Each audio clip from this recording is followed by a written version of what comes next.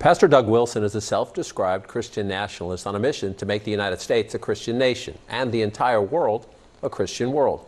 Over the decades, he's built an international network of more than 150 churches. And last month, he opened a new one just 3 blocks from Capitol Hill, with the Defense Secretary, Pete Hegseth, attending the service. Pastor Wilson preaches a strict interpretation of the Bible. He believes women should submit to their husbands and not have the right to vote. In his view, abortion and homosexuality are criminal. He's been on the fringes of the religious right for decades, but now finds more of a mainstream Republican audience. CNN's Pamela Brown reports. Christchurch senior pastor Doug Wilson makes no apologies for his beliefs on God and country. I'd like to see the town be a Christian town. I'd like to see the state be a Christian state. I'd like to see the nation be a Christian nation. And I'd like to see the world be a Christian world. And now Wilson's controversial views as a Christian nationalist are gaining sway in the nation's center of power with the recent opening of his new church and high-profile parishioners like Defense Secretary Pete Hegseth. Is planting a church in D.C. part of your mission to try to turn this into a Christian nation? Yes. So every society is theocratic. The only question is who's theo. In a secular democracy, it would be demos, the people. In a Christian republic, it'd be Christ. Well, what would you say to someone watching this to say, look, I'm a Muslim. Who are you to say your worldview is better than mine, that your God is better than mine? Well, if I went to Saudi Arabia, I would fully expect to live under their God's rules. But you said earlier that you want this to be a Christian world. Yes. So you want to supplant their religion with your Christian. Yes, by peaceful means, by sharing the gospel. There's a lot of work yet to do. I believe that we are working our little corner of the vineyard. Wilson's Little Corner, a picturesque campus nestled on the outskirts of downtown Moscow, Idaho, is growing by the day with thousands of like-minded Christians. Parishioners of his church, known as Kirkers, own and operate several businesses downtown next to liberal college town stores. If it's true. Why did he yell boo? It's because it's because of me. Because of you. Yeah. Well, there you go. That's a regular day for you. That's not unusual. A big focus of his Christian movement is on a patriarchal society where men are dominant and women are expected to submit to their husbands. Women are the kind of people that people come out of. So you just think they're meant to have babies. That's it. They're just a vessel. No, it doesn't take any talent to simply reproduce biologically. The wife and mother, who is the chief executive of the home, is entrusted with 3 or 4 or 5 eternal souls. I'm here as a working journalist, and I'm a mom of 3. Good for you. Is that an issue for you? No, it's not automatically an issue. Josh and Amy Prince, along with their 4 kids, moved here from Washington State. Do you see Amy as your equal? Yes and no, in the sense that we're both saved by grace.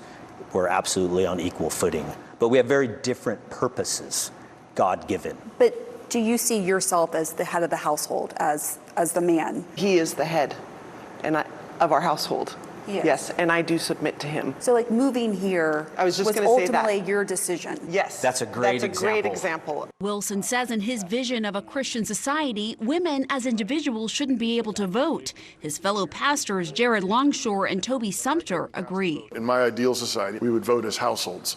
And I would ordinarily be the one that would cast the vote, but I would cast the vote having discussed it with my household. But what if your wife doesn't want to vote for the same person as you? Right. Well, then that's a great opportunity for a good discussion. There are some who have gone so far as to say that they want the 19th Amendment repealed. I would support that.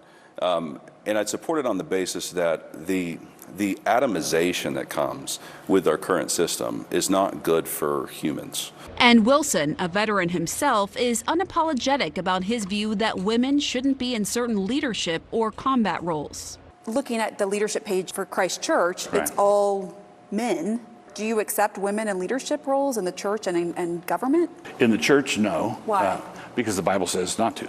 Well, that's not what happens in the Bible. Women do lead all the time. Progressive faith leader Reverend Jennifer Butler is concerned about Wilson's growing influence. He is rapidly gaining in power. He has hundreds of churches established around the country. They actually literally want to take over towns and cities, and they have access to this administration. Wilson is part of a broader Christian nationalist movement making inroads with the Trump administration, with a newly created faith office led by evangelical pastor Paula White-Cain, and people seen right outside the White House entrance praying and speaking in tongues. We are standing on the soil of the White House, and we are declaring your word. How precious. And now there's a monthly prayer service at the Pentagon, initiated by Hegseth, Wilson's highest level connection to the administration. It's not organizationally tied to us, but it's the kind of thing we love to see.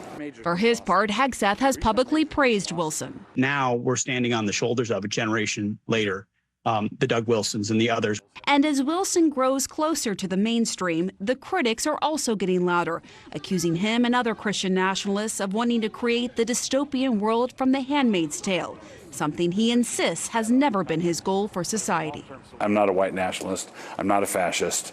I'm not a racist. I'm not a misogynist. How far off do you see a Christian nation, like a full-on Christian theocracy? Oh, 250 years.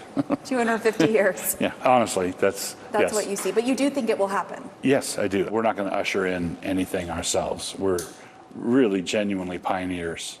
John, we reached out to the Defense Department to better understand the relationship between Wilson and Hegseth, and a DoD spokesman said that Hegseth is a, quote, proud member of the network of churches founded by Pastor Wilson, and he also said that Hegseth, quote, very much appreciates many of Mr. Wilson's writings and teachings. John? Pamela Brown, thank you so much. That's fascinating. The Department of Homeland Security has been ramping up aggressive ICE recruitment. But experts have noticed that on social media, the agency is taking a page out of an old white nationalist and fascist playbook. The official DHS X account is now filled with propaganda-style posters like these, featuring Uncle Sam, Bible verses, old school war, and us versus them imagery.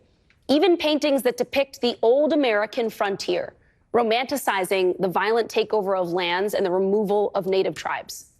And then there's language like this, depicting why Americans should sign up and work for ICE. This one reading, serve your country, defend your culture. Defend your culture. I thought we were told ICE's massive new budget was all about solving crime. If these phrases or images feel a little familiar to you, perhaps it's because you once saw them when you were learning about certain parts of our history in school, or because you've heard they feel familiar to historians who've studied the posters once used to recruit, say, soldiers in Nazi Germany. Normalizing this once fringe imagery and rhetoric goes beyond DHS, though. It's now being platformed by Secretary of Defense Pete Hegseth, who recently posted on his verified X account an interview with Doug Wilson, the leader of a church that advocates for repealing the 19th Amendment and condemns women for holding any kind of leadership roles, including public office. In the post with that interview clip, Hegseth wrote, quote, all of Christ for all of life. Joining us now is Brad Onishi, an expert in rising Christian nationalism and the co-host of the Straight White American Jesus podcast and author of Preparing for War. Brad, it is great to see you again. Thank you for joining us this evening. So we just saw our own Secretary of Defense post what to I think many Americans might have seemed like a cryptic or confusing message in response to someone who he has even in the past acknowledged he has some sort of relationship with, who says in that clip that he does not believe women should have the right to vote. Do you see all of this as just a coincidence? The escalating rhetoric and posters coming from government figures? Or is this a fringe movement that now is fully in the mainstream? It is fully in the mainstream, and Doug Wilson is somebody who 20 years ago was considered completely outside of the mainstream. He was so fringe that if scholars like myself and others wrote about him, that people in our field would say, who is this guy? Why would you even include him in whatever you're doing with your research? Doug Wilson recently started a church in D.C. He's moved his ministry from Idaho all the way to D.C. Why? Because he believes this is the moment when he has a chance to make a real influence on D.C. culture, American politics, and our public square. So let's just talk about what he believes. As you mentioned, he is a militant patriarchal theologian. He believes that we should repeal the 19th Amendment, that we should vote as households with the man making the ultimate decision. Now, if you're a single woman or have another family structure, you may not get a vote. He is also someone who believes in a dominionist theology. He believes that Christ conquers all and should have complete domination over every sphere of society. So when Pete Hegseth says, all of the world for all of Christ, what he's saying is that he believes in a theological worldview of occupation, of imperial power. And let me remind you of Pete Hegseth's tattoos. He has crusader tattoos on his body, tattoos that prevented him from serving in Biden's inauguration. There's too many factors here for this to be a coincidence. This is not only the worldview of a pastor who was once fringe and is now mainstream, it is the worldview of the man who leads the most lethal military force in human history. Oh, not great. Brad, I wonder if you could talk us through, there's a lot of talk about homeland, protecting the homeland. Again, the homeland, what does that mean? What are the sort of, there are a couple of these elements we keep seeing again and again and again. Talk us through manifest destiny, these sort of call outs, these words that seem very familiar and not in a great way. Even after 9/11, the idea of homeland was still not a word you heard in mainstream political culture. When DHS was formed and we started to hear about homeland security, it started to make its way more into political consciousness. But homeland, of course, brings back the idea, as we just heard, of authoritarian regimes, of fascist regimes of the past. And so it's not a coincidence that we're hearing about homeland today. When we hear about protect your culture, your way of life, it's very clear what the subtext is, that it's a particular culture and a particular way of life. When they say we, they don't mean all of us. DHS and ICE are using these images to recruit young men to a crusade of mass deportation. And they're giving a mythologized understanding of history, a fantasy of what America once was, in order to motivate a religious and patriotic crusade to engage in kidnapping and to engage in taking away family-raising, job-working, tax-paying people who, for the large majority of whom have not committed crimes and have no criminal record, and treating them as the internal enemy. We're hearing about homeland because they want to spin an understanding of the past and an understanding of the present that will help them create a future where millions and 10 millions of us don't have a place. This regime has shown us, if you criticize them in the present, if you give the president jobs numbers he does not like, he will fire you.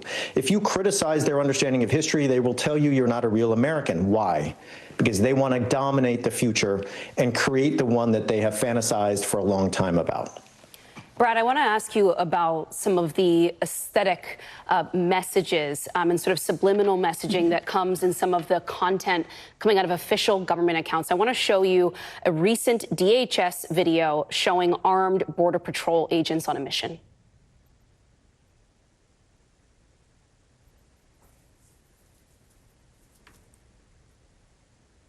In this video, they describe how darkness is no longer your ally. They talk about an existential threat to the citizens of the United States and how Border Patrol's Special Operations Group is going to stop at nothing to hunt people down. As you watch this sort of contrasted, this same account will post this sort of family-centric, bright-colored, frontier American imagery. And then in the sort of next thread, show this incredibly dark, dark vision of what America is and this need for people to sign up for this kind of apocalyptic fight. What are they signaling, and how intentional are these kinds of choices they're making here? What they're signaling is this, that if you want to be a real American who protects hearth and home, who protects heritage and homeland, first of all, you probably look a certain way and you have a family that is structured like they want. a heterosexual couple, a man and a woman who have children. But what they're intentional about is using Bible verses over and over and over again to frame this conflict. What they're inviting people into, what they're recruiting young men into when it comes to ICE, is a religious war. It's a holy crusade. They're saying that if you join with us, you're participating in a story that is multidimensional. It's one in which you will fight on the side of good, of the angels, of the creator of the universe, who has chosen the United States as a place that was built for and by white Christians. That's the message. And so the invitation to violence is not seen as something that is negative or bad or something a Christian might have to get over. It's built into the idea of Christian manhood and Christian virtue, and they're very, very intentionally using the imagery, the symbolism, the scriptures of this religious tradition to invite people into a campaign of mass deportation on just an unimaginable scale. I've said this before, but I'll say it again. This is the worst form of Christian nationalism. When you use religious imagery mixed with patriotic propaganda in order to give legitimacy to the story of violence and exclusion that you want to propagate, you've entered into very dangerous territory. I don't like seeing this come from anywhere, but I especially detest seeing it come from official government accounts. Brad and Nishi, thank you for being with us tonight. Thanks for having me.